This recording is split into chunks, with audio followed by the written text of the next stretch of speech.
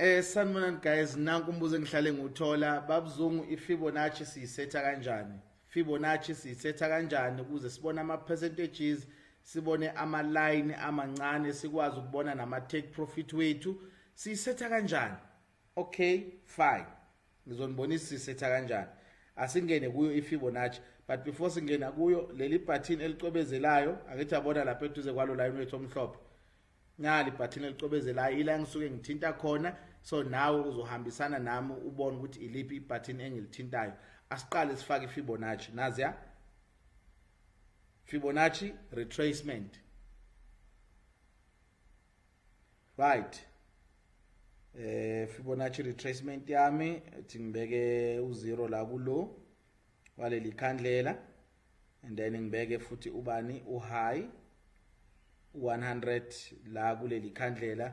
Omunye uzothi mara babzungu why uthi 0 100 because mina ngibona u1 angimboni u100. Kulungile, sizoqala sishintshe ama percentages ukuze sikwazi ukuhambisana ngithi. All right, so ngiyothinta i-trend line yami leya dotted line bese inginikeza imenu. Ngiya kuma 3 dotted lines, ngiya kuma settings,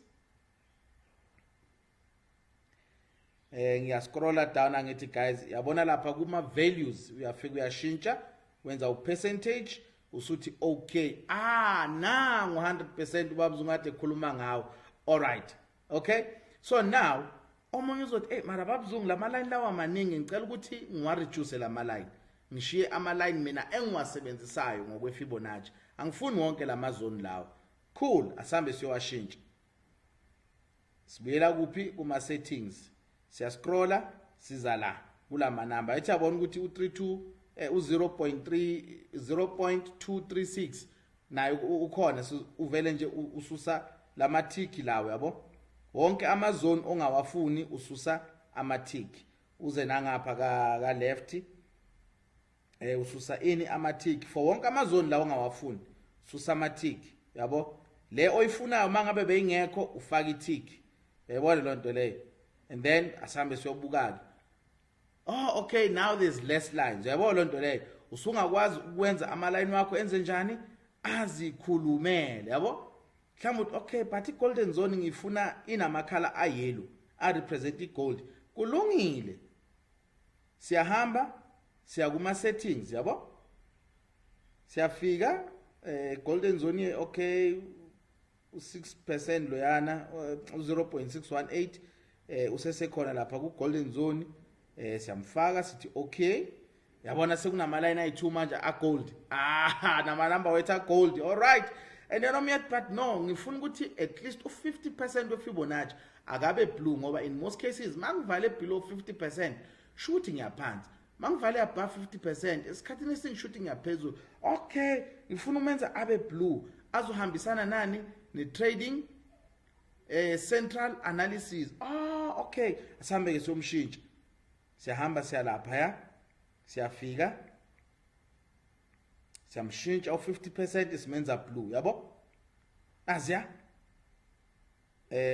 sisithini? Okay, now ama line wethu ayakhuluma manje. Omunye athi no but babzungu ama background angiwathandi, ngicela sisuse nama background. Kulula, ubuyela ku dotted line bese uyafika uthi settings, then uyahamba ke manje ukhipha ini i-background. You scroll down uya ku background uyayikhipha uthi okay, manje sekusela ama line, now it looks more clean. Omunye athi no mara babzungu uyazi ngifuna ukuthi u161 no2421 ngibenze babe green ukuze kube ngama take profit wami mangabe ngiyaphezulu. Okay, akuna problem. Still ngithi uyakwazi ukuthi uhambe manje ubuyele emuva ushintshe ini ama settings wakho, and then usuya kulama number la wafuna. Okay, 161 nangu, so ngimfuna abe green, bonisa ukuthi it's a take profit yami yaka buy, and then yabona sekunama green i2. Okay, now it makes sense.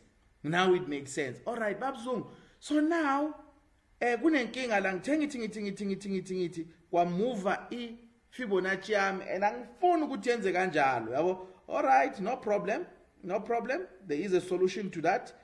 Asimove futhi iFibonacci yethu sibuyisele la obekumele ibe khona, yabo. sesiyayimove senze njani sibuyela kuma settings sithi lock asambe soyimove sibone ayisamove sekumove ini ichart right why ama-line wethu sifuna ukwenza ngalendlela guys ukuthi akhulume nathi it's because uma sewuya ku-smaller time frame awusakhona ukubona wonke lama number into ozosala ngawo yini ama-line awusakhona ukubona lama number lawo but ama-line wakho ayakwazi ukubonisa ukuthi oh we are trading above the golden zone ayithi yabona lonto leyo so guys this is how you set iFibonacci yakho ukuze ikhulume nawe all the best